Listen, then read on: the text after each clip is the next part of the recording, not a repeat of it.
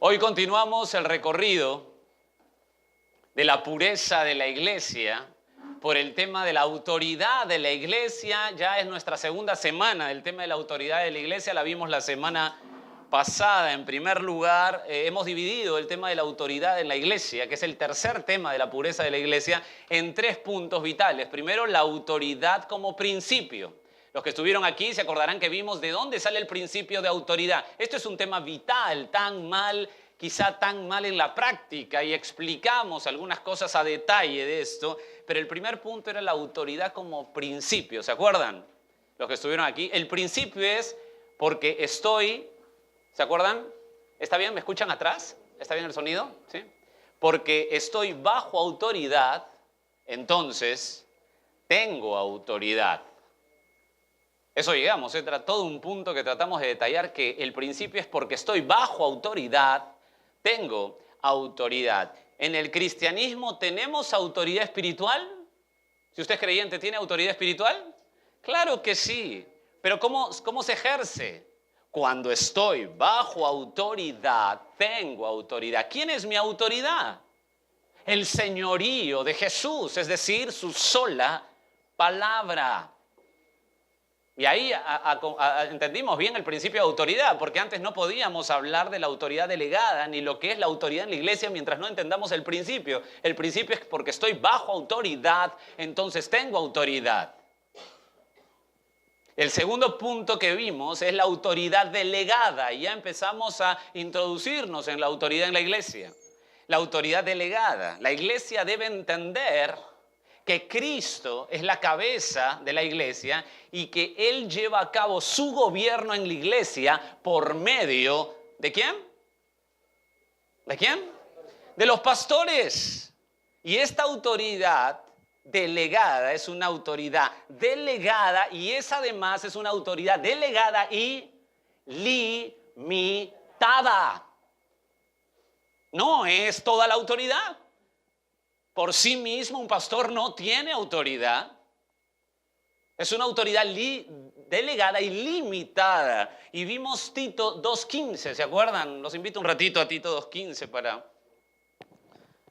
poder acomodarnos. Tito 2:15. El discípulo del apóstol Pablo dice esto: esto habla y exhorta y reprende con toda autoridad. Nadie te menosprecie. Le habla a Tito, que es un pastor. Vimos que ahí la palabra autoridad es epitaje. Epitaje en el griego es hablar mandando. Hablar mandando. Y ahí dice, esto habla. ¿Qué cosa es esto? Está en el versículo 1, ahí de Tito 2. Versículo 1 es, pero tú habla lo que está, ¿lo ven ahí? Lo que está de acuerdo con la sana doctrina. Esto habla, Tito. No es que hables lo que sea y que eso es autoridad. No. Limítate. Tú habla lo que está de acuerdo con la sana doctrina. El pastor no tiene autoridad total, no es todopoderoso, no. Es una autoridad delegada y limitada. ¿Dónde está el límite? La palabra de Dios. Permíteme encerrar la enseñanza de este punto 2 de la autoridad delegada para seguir en el tema afianzándolo a manera introductoria del día de hoy, ya que tu mente está ahí. Déjame aprovechar eso, que estás en el punto 2 de la autoridad delegada. Miren, por favor, un ratito pueden abrir Hebreos 13:17. Hebreos 13:17. Dice, el autor de Hebreos dice, obedeced, ¿lo tienen ahí? Obedeced a vuestros pastores y sujetaos a ellos, porque ellos velan por vuestras almas como quienes han de dar cuenta, para que lo hagan con, ¿cómo lo tienen que hacer? Alegría y no quejándose, porque esto no es provechoso. Y uno dice rápidamente, se lee esto, y a veces se lee tan rápido que no se entiende nada. Pero déjame aprovechar que tu mente está ahí. ¿Ves la palabra obedecer? Ahí dice obedeced a vuestro. La palabra obedecer es peito en el griego. Peito, P-I-T-H-O, peito.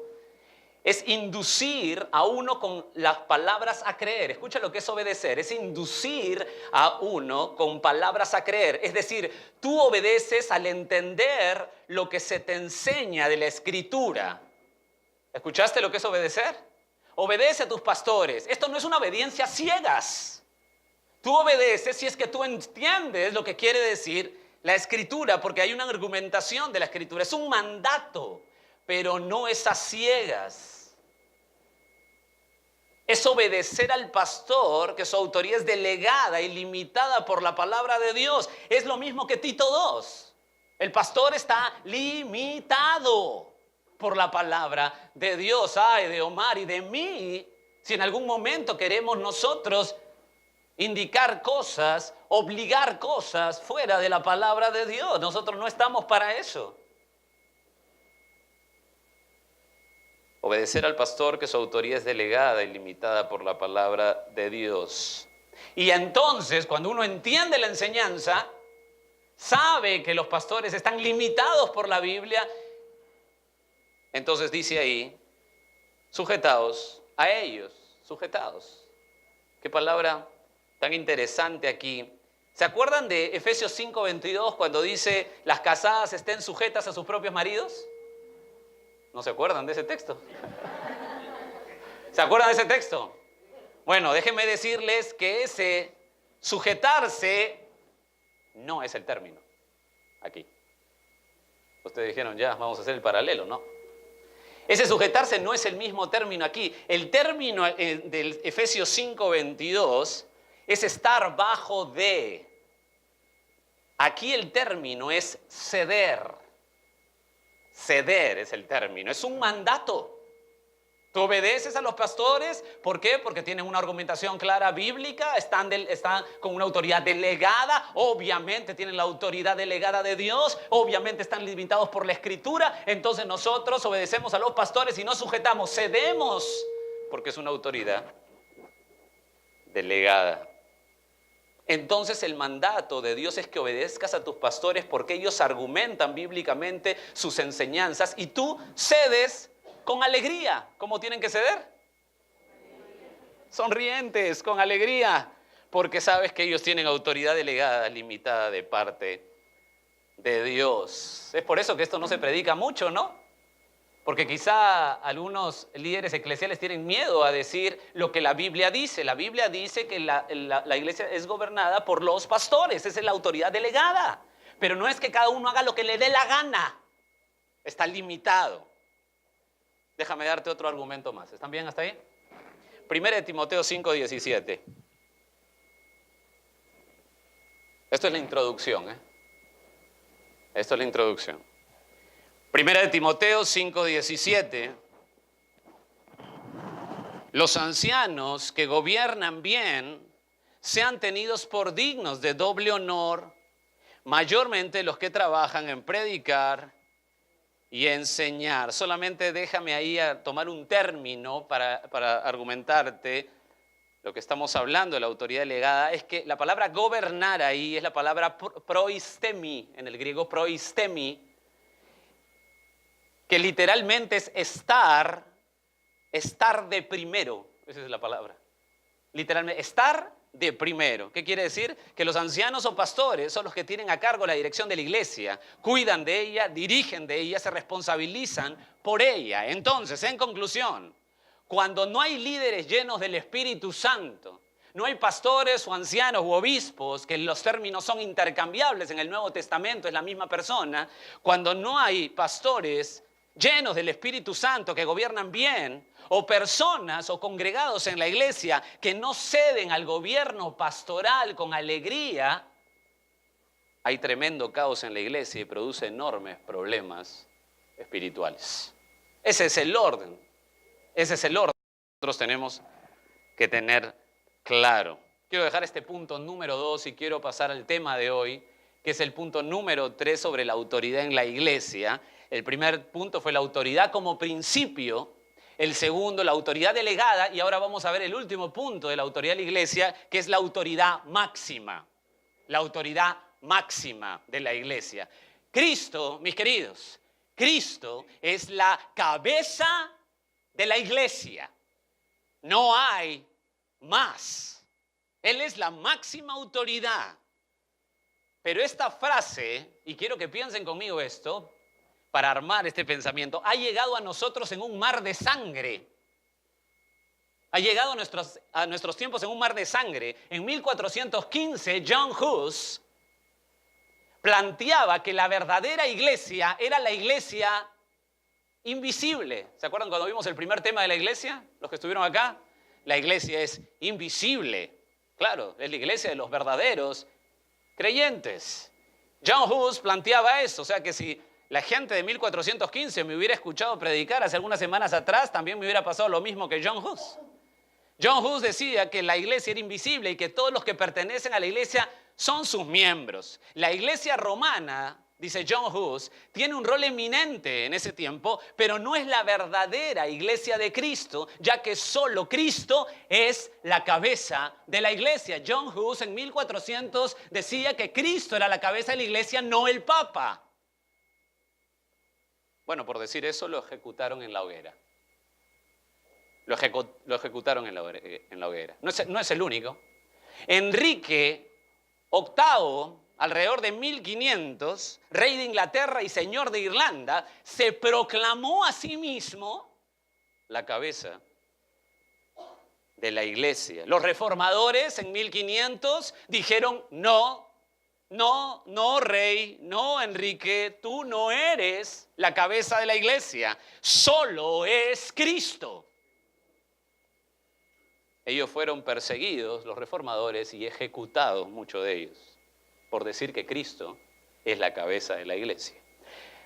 Un siglo después, Carlos I, rey de Inglaterra y de Escocia, se proclamó, igual que Enrique, se proclamó la cabeza de la iglesia, y los reformadores en ese tiempo, en 1600, realizaron un pacto nacional indicando que la única cabeza de la iglesia es Cristo.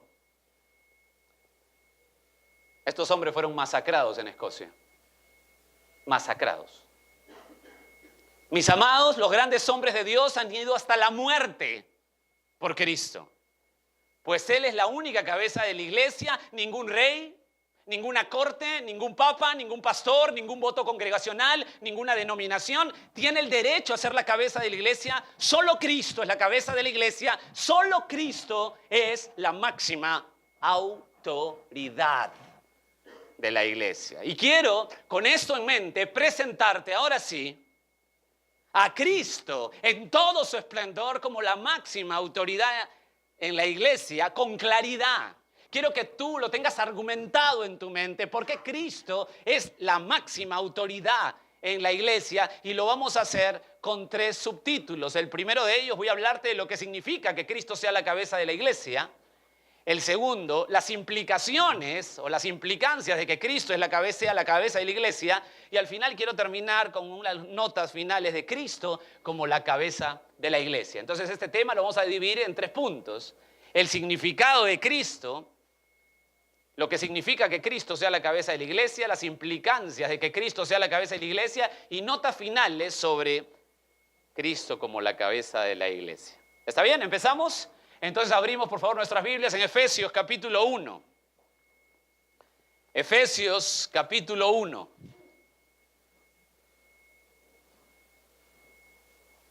Verso 20, desde el verso 20. Quiero ir contigo ahí para que tengamos claro esto. Efesios 1, 20.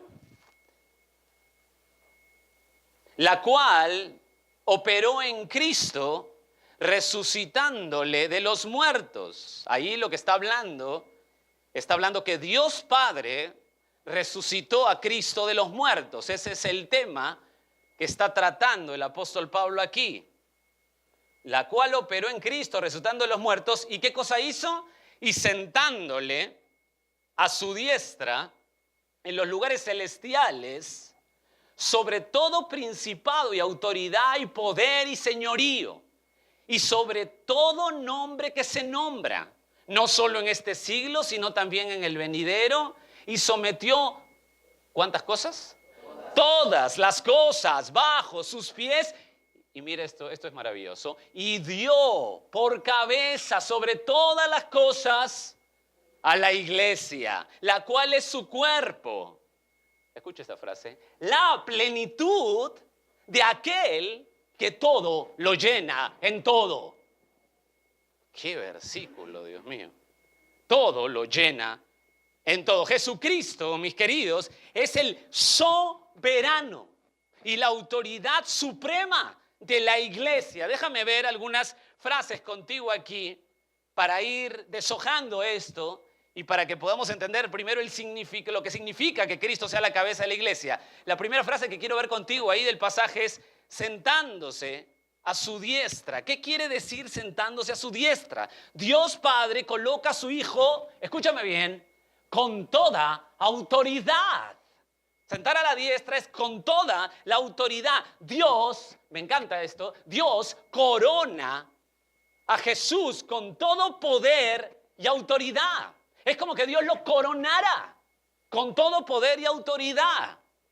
Y por eso me llama la atención en Apocalipsis 19, lo puedes poner ahí, yo te lo leo, Apocalipsis 19, 11 y 12, dice lo siguiente, entonces vi al cielo abierto, y aquí un caballo blanco, y el que lo montaba se llamaba Fiel y Verdadero, y con justicia juzga y pelea.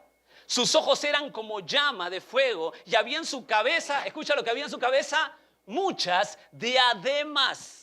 Y tenía un nombre escrito que ninguno conocía sino él mismo. En Apocalipsis 19 se ve a Jesucristo coronado con muchas diademas.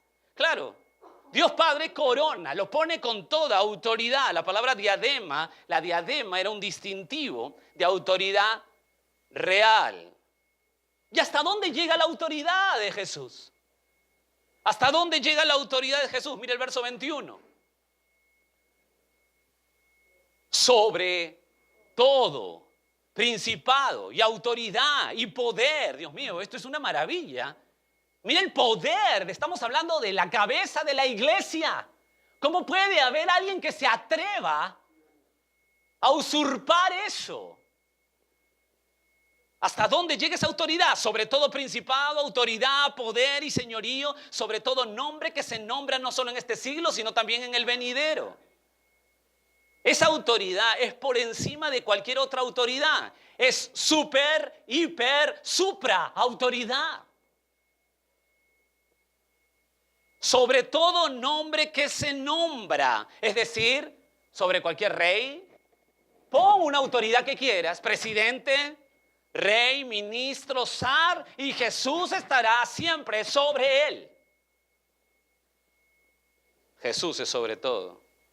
Y dice ahí que no solo para el tiempo presente, sino también eterno. Verso 21, no solo en este siglo, sino en el venidero. El doctor Steve Lawson, un gran predicador, dice de este texto, nunca Jesús será derrocado. ¡Qué rey! ¡Qué autoridad! Me encanta esto. ¡Qué autoridad! Verso 22. Y sometió todas las cosas bajo sus pies. La palabra sometió es hupotazo, someter. Es un término militar, el cual es alinear debajo de un oficial superior. Ese término de sometió todas las cosas bajo sus pies es un término que alinea bajo un oficial superior. Dios Padre alineó todas las cosas debajo del Señor Jesucristo. Todo.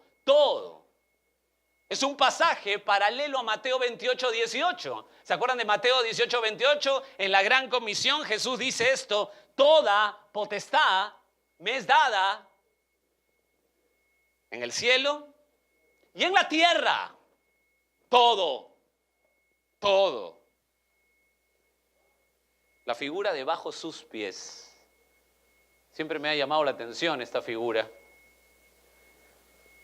encontré que esta figura se usaba literalmente en los reyes que habían vencido a otros y en su trono, sentados ahí, colocaban el rey vencedor, colocaba al rey vencido literalmente debajo de él, debajo de su asiento real, para él poner los pies encima del rey vencido.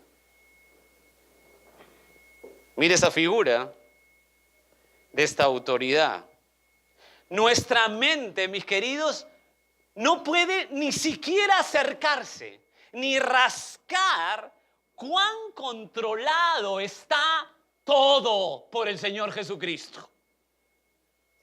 No, ni siquiera podemos alcanzar a entender algo de esto, un poquito, algo que nos dé algo de luz mucho más allá. Nuestra mente humana finita no alcanza, ni siquiera tenemos eso en mente. Pero déjame decirte que Jesucristo controla todo. Está todo bajo sus pies. Nada está fuera de su control. ¿Cuánto necesitamos atesorar eso, verdad? ¿Cómo viviríamos si sabemos que cada momento es controlado por Jesús? Estamos en un mundo tan humanista que pensamos que nosotros hacemos y deshacemos como queremos. Damas y caballeros, todo está controlado por Jesús. R.C. Sproul dice lo siguiente: si hay, escucha lo que dice, esto va a ayudar a nuestra mente. Si hay una molécula sola, si hay una sola molécula en este universo que esté suelta, si hay una sola molécula en este universo que esté suelta y totalmente libre de la soberanía de Dios, entonces no tenemos garantía de que ni una sola promesa de Dios se cumpla jamás. Fin de la cita. Si hay una sola molécula suelta, que Dios no la controle, yo no tengo por qué creer en todas sus promesas. Abraham Kuyper era primer ministro en los Países Bajos entre 1901 y 1905. Un teólogo enorme, excelente, dijo, escucha lo que dijo: no existe una pulgada cuadrada en todo el dominio de nuestra humana existencia sobre el cual Cristo, quien es soberano sobre todo, no grite: eso es mío. Eso es mío. Tremendo. Fin de la cita. Verso 22 de Efesios 1. Y lo dio por cabeza sobre todas las cosas a la iglesia. Damas y caballeros, Jesús es la cabeza de la iglesia. La palabra cabeza ahí es kefale con K, kefale. ¿Sabe lo que significa kefale aquí? Significa autoridad suprema, autoridad prominente, autoridad hasta el extremo. Dios mío, qué temor, ¿eh? Qué temor. Autoridad hasta el extremo. Su voz es definitiva. Escúchame bien. La voz de Jesús, la palabra de Dios es definitiva. Sus mandatos obligatorios, su doctrina es absoluta. Jesús, la autoridad extrema, máxima de la iglesia. Pero no solo eso, porque ahí nos bastaría. Jesús es la autoridad máxima, extrema. Pero mire el verso 23. La cual es su cuerpo, la plenitud de aquel todo, lo llena en todo. Es decir, Jesús no solo es la autoridad máxima de la iglesia, sino la fuente de abundancia de cada uno que conforma su iglesia. No solo es la autoridad máxima, sino que es la fuente de abundancia. Él es la plenitud. ¿Escucharon lo que dije? En estos momentos que tenemos un país que se desarma, tener esto claro es fundamental. Él es la plenitud de aquel que todo lo llena en todo. Jesús es la plenitud de cada uno de los suyos. ¿Te acuerdas de Juan 10:10? El Señor Jesús está hablando en Juan 10:10. ¿Te acuerdan que dice: yo soy el buen pastor? Y en Juan 10:10 dice lo siguiente: el ladrón no viene sino para hurtar, matar y destruir. Yo he venido, qué enfático, para que tengan vida y para que la tengan en abundancia. Esto lo utilizan a veces los predicadores de la prosperidad, utilizando pésimamente el texto. Aquí lo que se está enfatizando es que Jesús vino a dar zoe, esa es la palabra para vida, no utiliza bio, sino zoe. ¿Y qué cosa es? Zoe es la absoluta vida, la abundancia de vida. ¿Cuándo? La vida divina metida en el hombre natural. Lo que está diciendo Jesús es: yo soy la plenitud para los míos. ¿Escucharon lo que les dije, hermanos? Jesús es la plenitud, no solamente es la máxima autoridad de toda la iglesia, sino que es la plenitud de cada miembro, de cada uno de ustedes, si son creyentes, cada uno de nosotros. La plenitud de aquel que todo lo llena en todo. ¿Tú eres de Él en verdad? La plenitud tiene que estar en tu corazón. No necesitamos nada. Solo a Cristo. Solo a Cristo. ¿Tú crees eso? No necesitas nada, sino si yo necesitara algo más que la plenitud de Cristo, siendo miembro de la iglesia, entonces, damas y caballeros, hay un problema con lo que me dice Jesús. Él es la plenitud, la abundancia. Es muy bueno tener claro esto, porque hay mucha gente que está adherida a la iglesia, que no tiene nada que ver con el cristianismo, que se cree salvada, que no tiene nada que ver con la salvación real, pero están adheridos a la iglesia. Y no entendemos bien que el que es de Cristo, Él mismo, la cabeza de la iglesia, llena la vida. Se puede caer todo a pedazos, pero Cristo es la plenitud de aquel que todo lo llena en todo. No solo quiero ver contigo lo que significa Cristo, que Cristo sea la cabeza de la iglesia, sino también el punto número 2, quiero ver contigo las implicancias de que Cristo sea la cabeza de la iglesia. Esto es magnífico y me he deleitado en esto. Las implicancias de que Cristo sea la cabeza de la iglesia. La primera implicancia de que Él sea la máxima autoridad en la iglesia, y no solo eso, sino que Él llene de plenitud a los suyos. Si somos de Él, tenemos vida y tenemos vida en abundancia.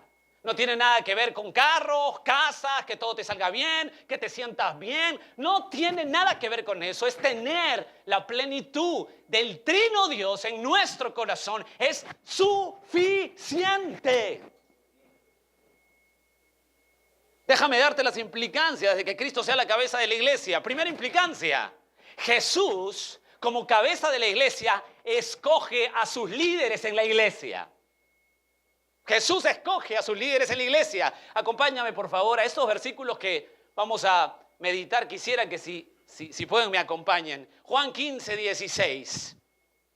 Juan 15:16. En Juan 15, en el Nuevo Testamento, el Señor Jesús está a punto de dejar la tierra y tiene toda una charla desde Juan 14, 15, 16, 17 con sus discípulos, y Él les dice esto. Escuchen qué enfático es esto: no me elegiste vosotros a mí.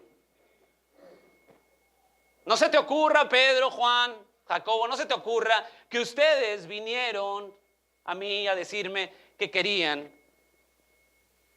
estar conmigo, sino que yo los elegí a vosotros y os he puesto para que vayáis y llevéis fruto, y vuestro fruto, ¿qué cosa? Permanezca. Esto le está diciendo a sus apóstoles. Yo los elegí. Yo soy el que elijo a los líderes. Es muy curioso porque con esto en mente estuve meditando en Hechos capítulo 1. En Hechos capítulo 1, ¿se acuerdan que Judas abandona a los apóstoles porque traiciona? Era el único que no era creyente y se va y se suicida. ¿Te acuerdas de Judas el traidor? Entonces tienen ahí un problema ya en Hechos 1 porque tienen que nombrar al 12º apóstol. Y están en eso, y yo quiero ir contigo a Hechos capítulo 1. Mira por favor el verso 24. Y orando, estaban ellos orando, ya sabes lo que había pasado, ellos querían elegir al otro apóstol porque Judas había muerto, quedaban 11, vamos al 12º, y orando dijeron, tú, Señor, que conoces los corazones de todos, muestra cuál de estos dos has escogido. Tenían dos hombres y tenían que ver cuál era de estos dos hombres el elegido. Cuando dicen tú, Señor, ¿a quién se están refiriendo? Tú, Señor, ¿a quién le están hablando? Bueno, para que veas eso tienes que ver, antes que saquen sus conclusiones, tranquilos,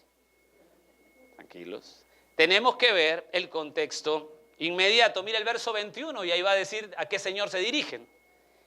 Es necesario, pues, de que estos hombres que han estado juntos con nosotros todo el tiempo, ¿qué dice? Que el Señor Jesús entraba y salía entre nosotros. ¿A qué Señor se dirigen? A la cabeza de la iglesia. Se están refiriendo a la cabeza de la iglesia, al Señor Jesús. Y mira con atención otra vez el verso 24. Posa tu mirada ahí. Mira con atención que no le dicen, Señor, confírmame la elección que hemos hecho. Señor, por favor, estamos en oración. Hemos elegido a Él. Confírmanos, Señor. Eso no dice. El principio es este. Míralo, por favor, en el verso 24. No le dicen confirma la elección que hemos hecho. Le dicen que Él escoja. Señor, yo no veo un dedo. Tú escoge. Tú escoge. La cabeza de la iglesia escoge a sus líderes. Nosotros, ¿qué debemos hacer como cuerpo? Lo que hemos estado haciendo desde que empezó. Orando. Orar que la cabeza escoja. Y cuando escoge, es clarísimo. Él es el que escoge. Hemos estado orando y Él escoge. Y punto. Él es el Señor. Él es la cabeza de la iglesia. La primera implicancia es que Jesús escoge a sus líderes en la iglesia. Nadie tiene que emocionar. Nadie tiene que comer de más y emocionarse al extremo. Él escoge a sus líderes. Con claridad, Él es la cabeza de la iglesia. Segunda implicancia, Jesús escoge no solamente a los líderes de la iglesia, sino que la cabeza, mi Señor y la máxima autoridad de la iglesia, escoge, escúchame bien esto, escoge a los que son parte de la iglesia. Entramos a temas que a mí me fascinan, espero que a ti también. Hechos 2:39. No solo escoge a los líderes, sino también a la gente que son parte de la iglesia. Hechos 2:39.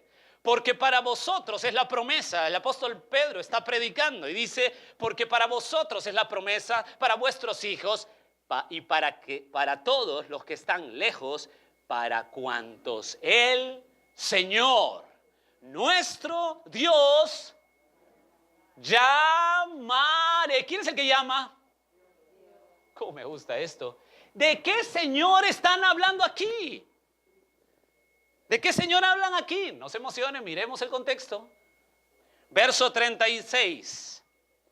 Sepa pues ciertísimamente toda la casa de Israel que a este Jesús, a quien vosotros crucificasteis, Dios le ha hecho Señor y Cristo. ¿Cuál es el contexto inmediato? ¿Quién es el Señor aquí?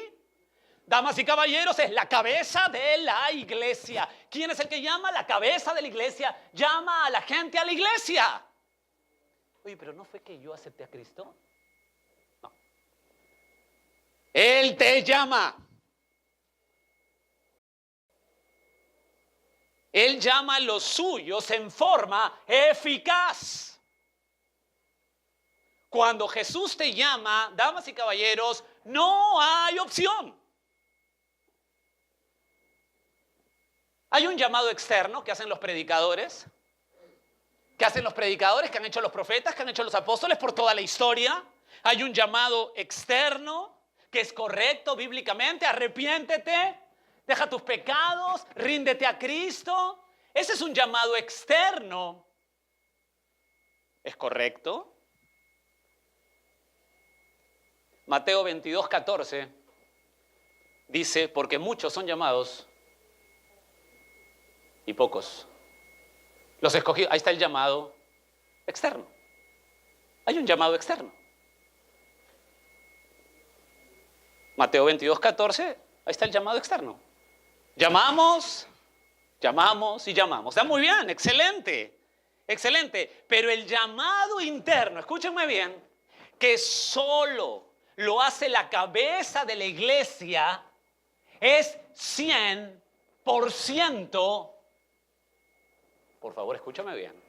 Es 100% eficaz. Juan 10:27. ¿Se acuerdan de Juan 10:27? Estamos hablando de Juan 10, que él habla de que él es el buen pastor. Escucha lo que dice Juan 10:27. Mis ovejas. ¿A quién le está hablando? Sus ovejas. El verso 26 de este capítulo dice que no todas son sus ovejas. Mis ovejas oyen mi voz, yo las conozco y me siguen. No hay forma para decir, bueno, déjame pensar un ratito, ¿lo acepto o no lo acepto? No. El que es llamado eficazmente le sigue. Y punto.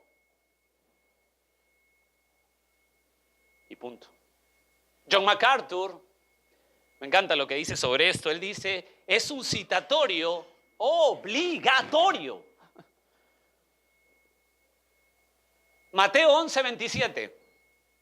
Hablando de este tema, Jesús escoge a la gente que son parte de la iglesia. Mateo 11:27. Todas las cosas, puedes apuntarla, yo te lo leo. Todas las cosas me fueron entregadas por mi Padre, dice Jesús, y nadie conoce al Hijo. Por favor, tómale peso a esto. En este mundo humanista, que la gente se cree el sujeto de la salvación y en realidad somos los objetos. Pensar esto es humillante para el ser humano, pero es la realidad bíblica. Nosotros, dice, nadie conoce al Hijo sino el Padre, ni al Padre conoce a alguno sino el Hijo. Y escucha, y aquel a quien el Hijo lo quiera revelar. La cabeza de la iglesia escoge a la gente que viene a ser parte de la iglesia. O te lo defino muy sencillamente como definían en Hechos capítulo 2. Hechos capítulo 2, verso 47 dice, y el Señor añadía cada día a la iglesia los que habían de ser salvos. ¿Quién añadía? ¡Qué maravilla! Aquí, con este solo versículo, déjenme contarles que a los pastores se les acabó el estrés. Se acabó el estrés. Ningún pastor convierte a nadie. Ponte morado llamando a la gente. Y está muy bien tu esfuerzo. Pero el llamado eficaz es de Cristo. Y entonces nadie tiene que jactarse. Nadie tiene que ser el predicador estrella que llama y todo el mundo se convierte. ¿Quién puede tomar y usurpar lo que mi Señor hace y solo Él hace? Por eso que todo, la salvación es la gloria de Dios. Si tú crees que lo aceptaste, te estás llevando alguito de gloria, No te aconsejo. El Señor añadía cada día a la iglesia los que habían de ser salvos. Qué emocionante. Jesús escoge a sus líderes, Jesús escoge a la gente para la iglesia. Tercera implicancia, ¿estás bien? Ya nos calentamos, ¿verdad? Tercera implicancia, Jesús vence, esta me gusta más, toda resistencia del que llama. Esa es la cabeza de la iglesia, ese es mi Jesús, Él que tiene todo el poder, Él vence toda resistencia del que llama. Hechos 9:1, ¿se acuerdan de la historia de Saulo de Tarso?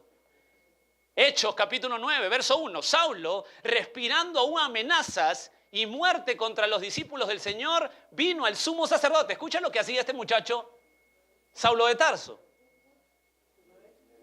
Tranquilos, 9:1 de Hechos de los Apóstoles. Saulo, respirando aún amenazas y muerte contra los discípulos del Señor, vino al sumo sacerdote. Escucha lo que hacía este muchacho. ¿Tú quieres conocer a un anticristo? ¿Quieres conocer a un anticristiano? El más fuerte. Te lo presento. Se llama Saulo de Tarso. Él perseguía a los cristianos, mataba a los cristianos. Anticristo, anticristiano, obviamente. Verso 4 y 5 de Hechos 9. Y cayendo en tierra, oyó una voz que le decía: Saulo, Saulo, ¿por qué me persigues? Pero ¿cómo si estoy persiguiendo a la iglesia? ¿Yo qué tengo que ver contigo? No, mis queridos, te metes con la iglesia y te metes con el mismo Señor Jesucristo. Va a temblar. ¿Por qué me persigues? Y él dijo: ¿quién eres, Señor? Este hombre ya había nacido aquí, creo, Aquí ya se despertó, aquí nació de nuevo. ¿Quién eres? Curios, amo. ¿Quién eres? ¿Quién eres, Señor? Y le dijo: yo soy Jesús a quien tú persigues. Dura cosa te es dar cosas contra el aguijón. ¿Quién era el Señor aquí que se presentó? ¿Quién era? La cabeza de la iglesia. ¿Por qué? Porque Él vence toda resistencia del que llama. Derribó, pulverizó la resistencia de este hombre anticristo y lo transformó. Rompió su resistencia. Rompió. ¿Cómo hace eso Dios? ¿Cómo hace eso mi Jesús? ¿Cómo hace eso la máxima autoridad en la iglesia? ¿Sabes cómo lo hace? Primero, da la fe salvadora. ¿Escucharon lo que les dije? ¿Sabes cómo rompe la resistencia? Da la fe salvadora. Hechos 3:16. Él da la fe salvadora. Y por la fe en su nombre, dice Hechos 3:16, está el apóstol Pedro, el apóstol Juan, hay todo un portento de palabra, de expresiones del Espíritu, y dice: y por la fe en su nombre, así empieza Hechos 3:16, esa fe en su nombre es la fe verdadera en Cristo, a este que vosotros veis y conocéis, le ha confirmado su nombre, y escuchen, y la fe que es por Él, ha dado a este completa sanidad en presencia de todos vosotros. La fe que es por Él. ¿De dónde saca el hombre fe para venir a Cristo? Si es un cadáver. ¿De dónde saca el hombre fe para venir a Cristo si es un cadáver? ¿Tú has ido a un cementerio? Claro que sí. ¿Le has pedido al cadáver que te pase un paquete de galletas? ¿O que baile algo antes de morirse? ¿O que antes de partir o dejarlo ahí cante algo? ¿Le has obsequiado un reloj a un cadáver? ¿Y te lo ha recibido? ¿De dónde saca el hombre fe para venir a Cristo si es un cadáver? Dios te la tiene que regalar. Dios se la tiene que regalar. George Whitefield, el tremendo predicador, decía, escucha lo que dice George Whitefield: todo hombre tiene libre albedrío para irse al infierno, pero ninguno tiene libre albedrío para ir al cielo. Fin de la cita. Qué cosa tan tremenda. Te Ten fe y vas a Dios. Ten fe y vas a Dios. Bueno, si Dios no te da fe, no puedes. Eres un cadáver. Así rompe la resistencia. Te da fe para que creas. Filipenses 1:29. Qué hermoso es esto. Porque a vosotros, dice el apóstol Pablo, os es concedido a causa de Cristo. Escucha lo que es concedido a causa de Cristo. No solo que creas en Él, sino también que padezcáis por Él. ¿Qué cosa te ha concedido Cristo? No solo el creer en Él. Ahí está la fe. Sino también que padezcáis por Él. Claro, nosotros leemos la primera parte, ¿no? Creer en Él. Padezcáis por Él, no gracias.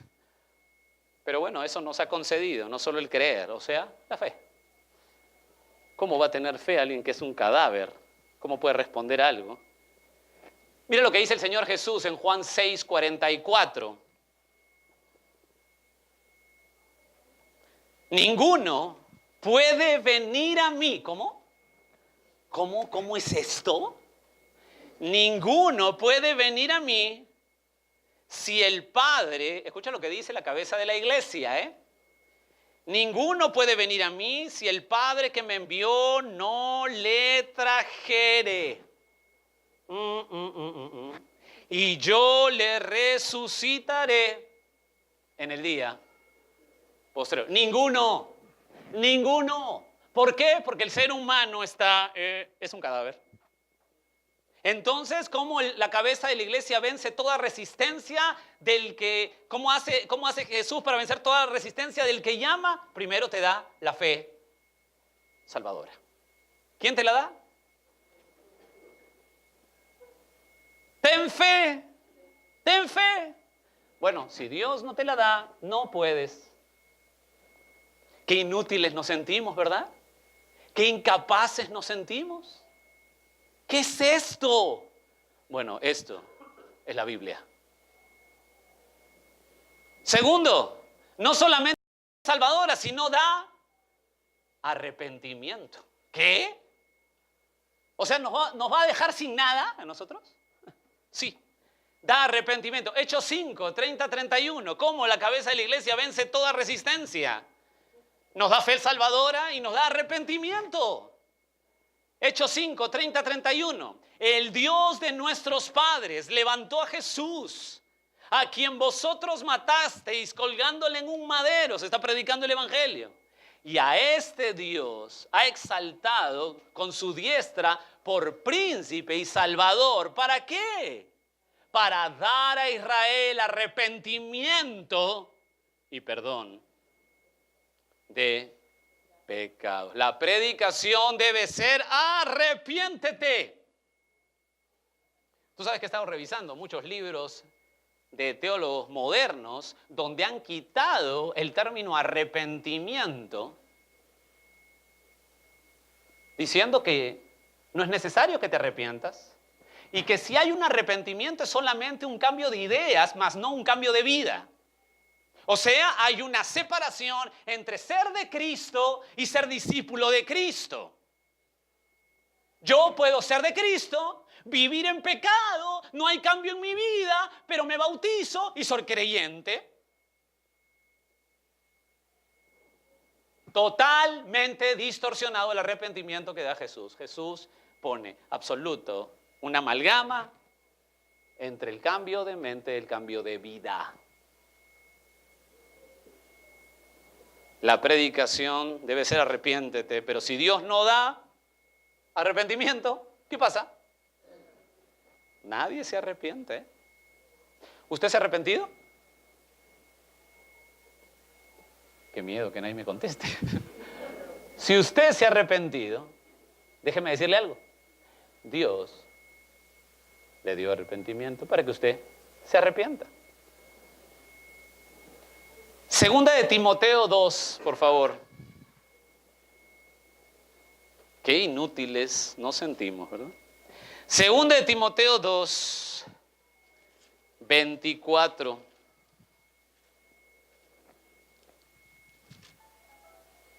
Porque el siervo del Señor no debe ser contencioso. Esa frase me gusta.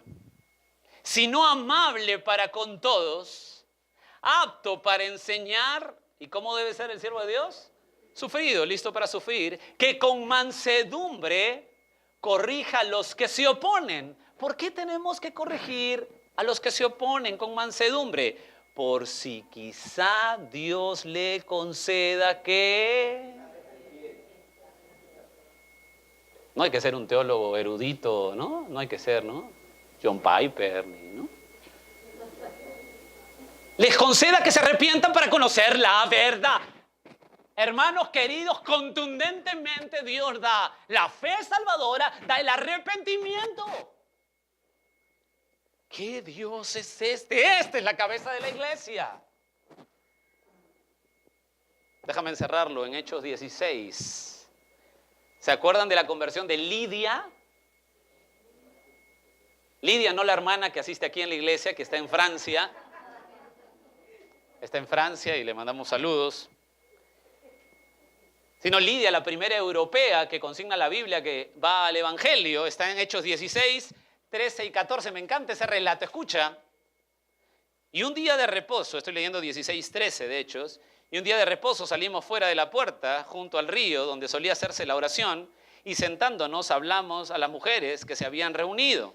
Verso 14. Entonces una mujer llamada Lidia, vendedora de púrpura de la ciudad de Tiatira, que adoraba a Dios, estaba oyendo. ¿Y qué pasó? Y el Señor abrió el corazón de ella para que estuviese atenta a lo que Pablo decía. Damas y caballeros, si la cabeza de la iglesia no habla el corazón de la gente, no hay arrepentimiento, no hay salvación. Jesús es el conquistador de la iglesia. Él, escúchame, Él no toca la puerta para que tú le abras. Ese pasaje está mal usado. Él no toca la puerta para que tú le abras y Él te salve si es que tú le abres la puerta. Él no toca la puerta así, despacito, quedito. Él entra, dice, eres mío y tú vienes. Punto. Esa es la cabeza de la iglesia. Da fe salvadora, da arrepentimiento. Tú eres mío y tú vienes y se acabó tu resistencia. Déjame darte otra implicancia. No solamente Jesús escoge a sus líderes, Jesús escoge a la gente para la iglesia. Jesús vence toda resistencia del que llama, esa es la cabeza de la iglesia, sino que la cabeza de la iglesia también demanda señorío. Demanda señorío. Escucha Hechos 16:31, que tanto nos gusta, ¿verdad? Tanto lo ponen en el Facebook, un montón de gente dice esto, todo el mundo, hay como 3,000 amén, pero yo no sé si se detienen a escuchar bien lo que dice ahí. Jesús está demandando señorío en todo el Nuevo Testamento. 16:31, perdón que soy como una locomotora hablando. Hechos 16:31. No sé si necesitas ir porque te encanta este versículo. Ellos dijeron, cree en el Señor, Kurios, amo, dueño, en el Señor Jesucristo y serás salvo tú y tu casa. Déjame solamente definirte y decirte algo para que tú lo tomes y lo analices y lo investigues. En el Nuevo Testamento 92 veces... Escucha, 92 veces se plantea al Kurios, al Señor, directo de los apóstoles, lo presentan como el Kurios 92 veces. ¿Y sabes sabes cuántas veces? Salvador. 2. ¿Cuál es más, 92 o 2? No hay que ser tan matemáticos. Sin lugar a dudas, mis queridos, sin equivocaciones.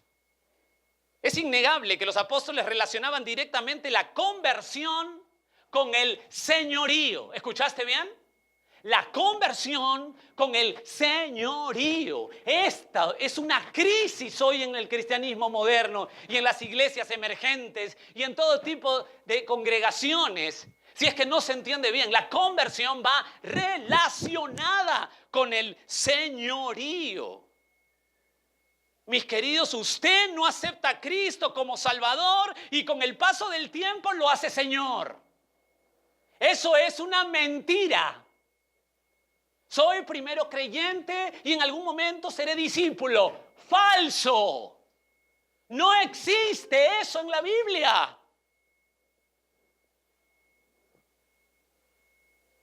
Nadie acepta a Cristo como Salvador y con el paso del tiempo lo hace Señor.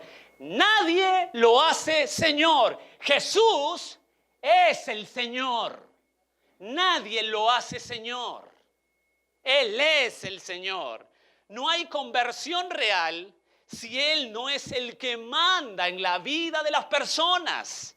Y esto es lo que debemos enseñar y poner los muros bien altos de la iglesia, porque nosotros no buscamos popularidad, nosotros no buscamos que nos aplaudan. La iglesia verdadera busca predicar a Cristo, solo a Cristo y a este crucificado.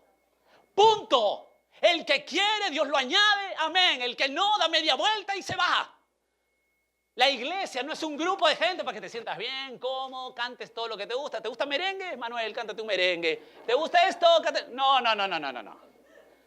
La iglesia es para adorar a Cristo a su manera, como Él lo dice. Y presentarlo como el Curios, el amo, el dueño de las vidas. O vienes a ser esclavo de Él o caminas al infierno. No tienes medio camino, no tienes otro caminito más bonito, no. Esa es la oferta. Escucha lo que dice A.W. Tozer, que es una bendición este hombre para el cuerpo de Cristo. A.W. Tozer dice: el Señor no salvará a aquellos que no puede mandar. Él no va a dividir sus oficios. No podemos creer en un medio Cristo. Fin de la cita. La gente hoy cree en un medio Cristo. Me salva, es mi Salvador, mi Jesucito, pero no me manda, Medio Cristo. John MacArthur, agudo en este comentario, dice: el llamamiento al Calvario debe ser reconocido por lo que es. Un llamamiento al discipulado bajo el señorío de Jesucristo. Responder a tal llamamiento es convertirse en creyente. Cualquier cosa inferior es simplemente incredulidad. Fin de la cita. Estamos rarísimos en un momento de cristianismo moderno raro, donde por favor acepta, como sea, ya quieres vivir en pecado, no importa, pero acepta a Cristo. ¿Qué? Mis hermanos, Él edifica su iglesia. ¿De quién es la iglesia? Es un proyecto personal, eso lo hemos aprendido. No es un proyecto de gente que se junta, marqueteros buenos, profesionales buenos. Vamos a llenar la iglesia. Vamos a meterle gente, luces, colores. Apagamos todas las luces, velitas, sofás, que el pastor venga en short, para animar. Él es la cabeza de la iglesia, Él edifica su iglesia. Él la llama santidad a la iglesia. Él llama a los suyos. Él da fe para creer, Él da arrepentimiento. Él clarifica que los creyentes verdaderos son esclavos y no voluntarios. ¿Usted quiere ser voluntario? Pues ahí tiene un montón de compañías de bomberos. Montones. Si tú eres creyente, eres comprado por precio. ¿Se acuerdan de 1 Corintios 6:20? Hablando que somos templo del Espíritu Santo. Dice la palabra en 1 Corintios 6:20, nosotros hemos sido comprados con precio. ¿A quién se le compra? A un esclavo. Usted es esclavo si es de Cristo. Usted es esclavo, usted tiene que ver al Señor como lo vio Isaías 3 veces, santo. El total, el fulminante Dios. Déjame darte, uy, Dios mío. Quería darte notas finales de Cristo como cabeza de la iglesia, pero déjame darte una sola nota final como Cristo cabeza de la iglesia para terminar. Y quiero llevarte a Judas, capítulo, el único capítulo que tiene, el verso 4. Con eso paramos. Judas 1:4. Porque algunos hombres han entrado encubiertamente, dice Judas, los que desde antes habían sido destinados para esta condenación, hombres impíos que convierten en libertinaje la gracia de nuestro Dios. Y escucha lo que dice, cómo termina Judas este versículo. Y niegan a Dios, el único soberano, y a nuestro Señor Jesucristo. ¿Ven ahí soberano? ¿Ven ahí? ¿Todos están en Judas? ¿O les dio flojera ir? No se la pierdan esta. Esta palabra soberano es el sinónimo en el Nuevo Testamento de kurios. Cada vez que tú encuentras un kurios, encuentras un doulos, es decir, esclavo y amo. Pero el sinónimo de kurios, de Señor, es esta palabra, soberano en el Nuevo Testamento. Es traducido como maestro. En algunas Biblias americanas vas a encontrar ahí master, maestro o señor. Pero la palabra en griego, ¿sabes cuál es? Escucha bien. La palabra en griego es déspotes. Déspotes. Título que se empezó a nombrar al emperador romano en el siglo I, y es la raíz de la palabra, damas y caballeros, déspota. ¿Sabes lo que significa déspota? Soberano que gobierna sin respetar ley alguna. Damas y caballeros, mis queridos, la cabeza de la iglesia no está bajo ninguna ley humana, ni derechos humanos, ni necesita nuestro permiso para hacer las cosas, y necesita nuestro permiso para deshacer lo que quiere en tu vida y en mi vida y en tu familia y en mi familia. No necesita tu aprobación para que tú te sientas bien o te sientas mal, o te ocurre una tragedia o no te ocurre una tragedia, o se muere un ser querido o no se muera. Él no necesita explicarte a ti ni explicarme a mí. Él es déspotes, el dueño de la iglesia, soberano de la iglesia. Él es la máxima autoridad de la iglesia, la máxima autoridad en el universo. Él es el Señor. Temamos ante su presencia cada día. Y si eres de Él, la paz de Dios, que sobrepasa todo entendimiento. ¿Puedes explicar esa paz? No. ¿Por qué? Porque sobrepasa todo entendimiento.